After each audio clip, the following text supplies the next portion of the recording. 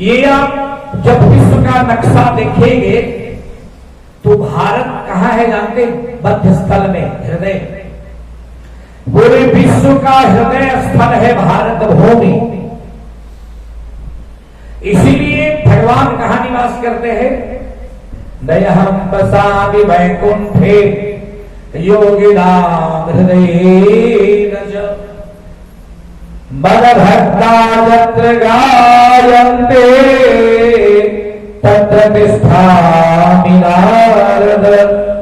नारद जी के पूछने पर भगवान ने कहा, हे नारद जी महाराज, मैं वैकुंठ में निवास नहीं करता, न योगियों के हृदय में निवास करता, योग नाम हृदय च।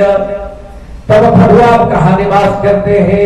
बोले पद भक्ता यत्र गायन्ते तत्र तिष्ठामि नारद। जहां मेरे भक्त कातर स्वर से, हृदय से आवाज लगाते हैं, पुकारते हैं, मैं वहीं उपस्थित हो जाता हूं। बोल भक्तवत्सल भगवान की जय। जैसे तिल में तेल नहीं दिखता, ठीक उसी तरह परमात्मा सब जगह व्याप्त है लेकिन दृश्य नहीं है। ये अनुभव किया जा सकता है। कैसे? जैसे हम श्वास लेते हैं लेकिन कहा जाए कि आप कोई हवा देखा है, दिखा सकते हैं, तो सब कोई कहेंगे महाराज हवा तो नहीं दिखा सकते। जिस तरह हवा नहीं दिख सकता, हवा को हम नहीं देख सकते, ठीक उसी तरह परमात्मा को हम इस नंगी आंखों से नहीं देख सकते, लेकिन भक्त की पुकार से भक्त जैसा चाहता है भगवान उसी तरह दिख जाते हैं, सगुण साकार रूप में आकर प्रकट हो जाते हैं। ऐसे भक्तों का हृदय है। फिर बोला भारतवर्ष जो हृदय है, भगवान हृदय में रहते हैं, इसलिए भारत में ही भगवान आते हैं बार बार। दूसरा ठोस प्रमाण दिया, जहां गंगा जैसी माता पवित्र करने वाली, जब मां गंगा को भागीरथ इस धराधाम में, पृथ्वी मध्यलोक में लाए, तो मां गंगा, कथा लंबी है, उधर भी नहीं जाना है। गंगा जब आई तो भगवान से प्रश्न की कि प्रभु कृपा करके बताएं, मैं तो सबका पाप धोऊंगी और निर्मल कर दूंगी, मेरा पाप कौन धोएगा? भगवती गंगा भगवान नारायण से प्रश्न की। भगवान ने कहा, हे गंगे, तुम्हारे में जब संत स्नान करेंगे, संत महात्मा स्नान करेंगे, तब तुम पाप से बिल्कुल धुल जाएगी, तुम पवित्र हो जाएगी। इसीलिए आप देखते हैं कुंभ लगता है, महाकुंभ, कुंभ इत्यादि लगता है। संत महात्मा पहले स्नान करते हैं गंगा को पवित्र करने के। बोल गंगा मैया की। तो सबसे पहले भगवान ने वंदना किया, सत्यम परम धीमहि, परमात्मा सर्वज्ञ है, कोई एक जगह नहीं, सर्वव्यापी, सब जगह है, सब जानते हैं। ऐसे सर्वज्ञ परमात्मा को हम बार बार नमस्कार करते हैं। परमात्मा स्वतंत्र है, परमात्मा किसी के अधीन नहीं, परमात्मा स्वाधीन है। अपने मन के अनुकूल भक्त के लिए भगवान प्रकट होते हैं, जन्म नहीं लेते। अदस्य गृहतो जन्म, आजन्मा होकर जन्म ग्रहण करते हैं। परमात्मा सर्वज्ञ है। तो इसलिए प्रथम श्लोक में व्यास जी महाराज ने परमात्मा, उस परमात्मा का ध्यान किए हैं जो सत्यम परम धीमहि, परम सत्य है, जो निर्विकार है, निर्विरोध है, जो अजेय है, जो सर्वव्यापी है, ऐसे परमात्मा को प्रथम श्लोक में नमस्कार करते हैं। बोल भगवत्सल भगवान की।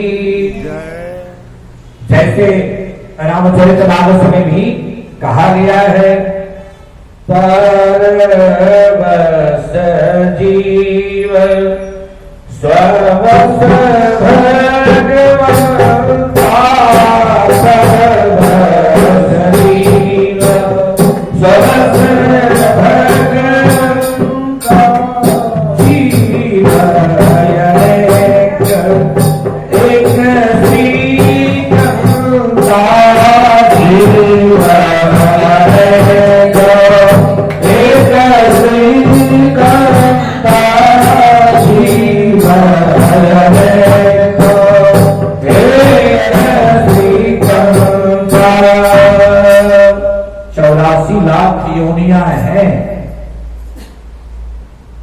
केवल भगवान ये तीनों स्थिति में सृष्टि पालन और संहार करते हैं। 84 लाख योनियों का भ्रमण चक्र चलती रहता है। जीव परवश है, दूसरे के अधीन है, लेकिन भगवान स्ववश है, अपने वश में है, पराधीन नहीं है। दूसरे श्लोक में व्यास जी ने बड़ा सुंदर वर्णन किया। आगे आप देखेंगे परीक्षित के बारे में कथा प्रारंभ होगी। धर्मः प्रोज्झिकेत्वत्र परमो निर्मत्सदानां सदा वेद्यं वास्तवत्र वस्तु शिवद तापत्रयोन्मूलनम् श्रीमद्भागवतं महामुनिकृते किंवा परेरीश्वरः सतो हृदयवरुद्धयते कृतिभिः शुश्रूभिः तत्क्षणात्। क्या बोले? धर्म प्रोज्झित, धर्म जो भगवान के नियम के अनुकूल चले वही तो धर्म है।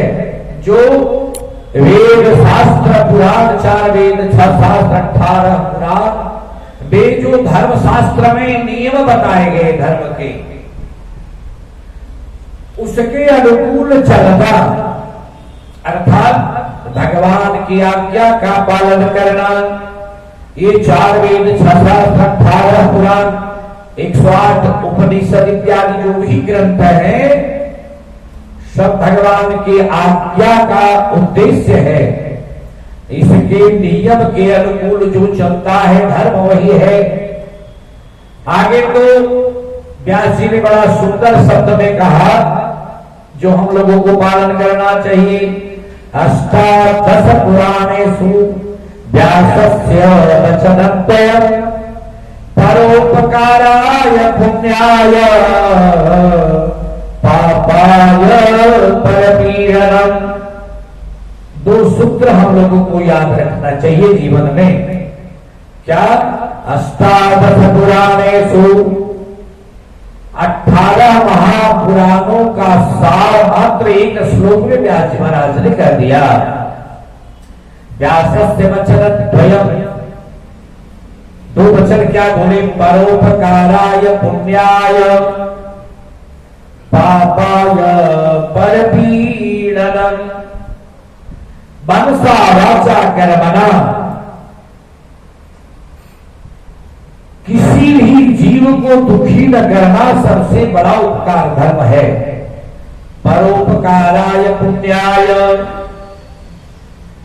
सबसे बड़ा पुण्य धर्म क्या है? परोपकाराय, जैसे भी हो अपने शरीर से, मन से, वचन से, कर्म से दूसरे का हित करे। लेकिन कलयुगी जीव क्या करते हैं? जहां तक हो,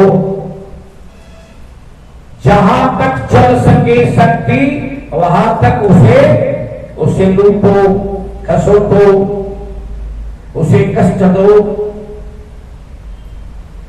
यहां तक ऋष्या बनी हुई है कलिकाल में। यदि आपका एक तल्ले का बिल्डिंग है,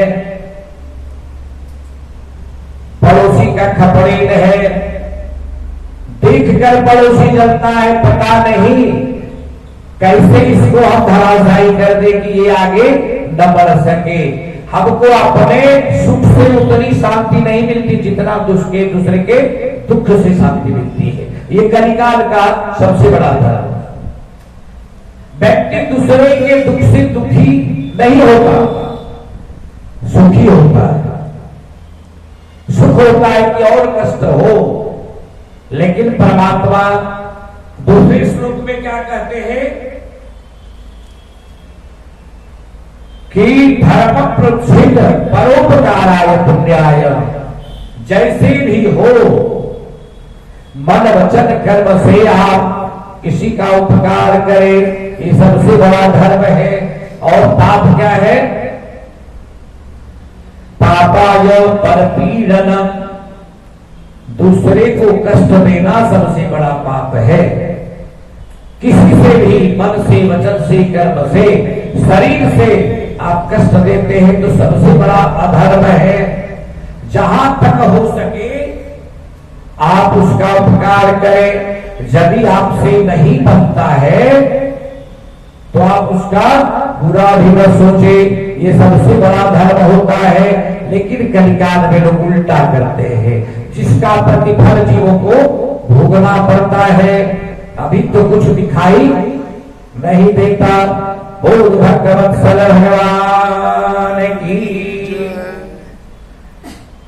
शंकराचार्य ने बड़ा सुंदर कहा, एक ब्राह्मण देवता चौथा पर जा रहा था और व्याकरण का सूत्र रट रहे थे।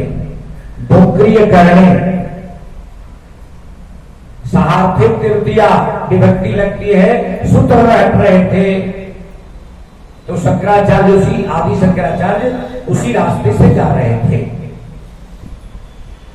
भज गोविंद भज गोविंद गोविंद भज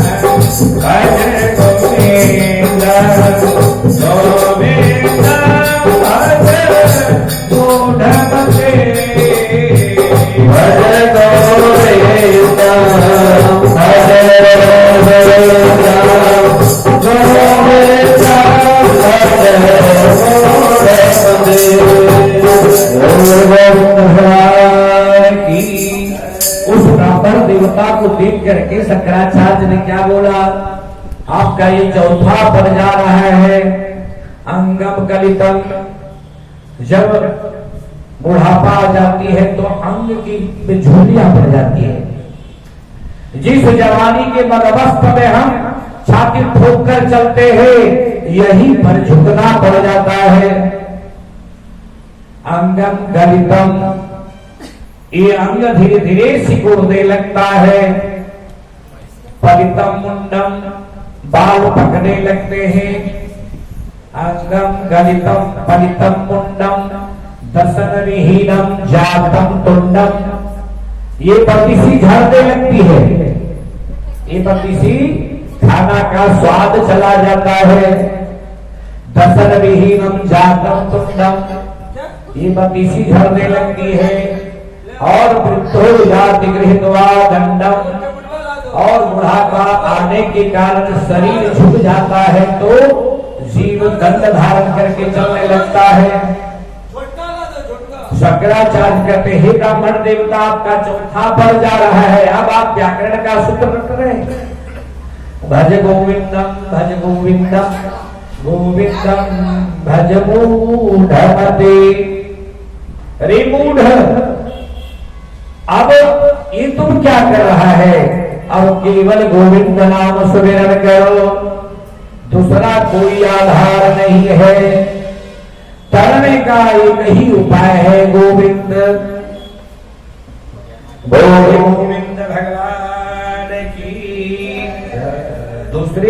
दूसरे श्लोक में व्यास जी कहते हैं, इसमें कपट रहित धर्म का वर्णन किए हैं। कपट रहित धर्म कैसा होना चाहिए? दिखावे का नहीं। दिखावे का धर्म हम करते, ढोंग करते, आडंबर करते नहीं। सबसे श्रेष्ठ मानसिक पूजा कही गई है।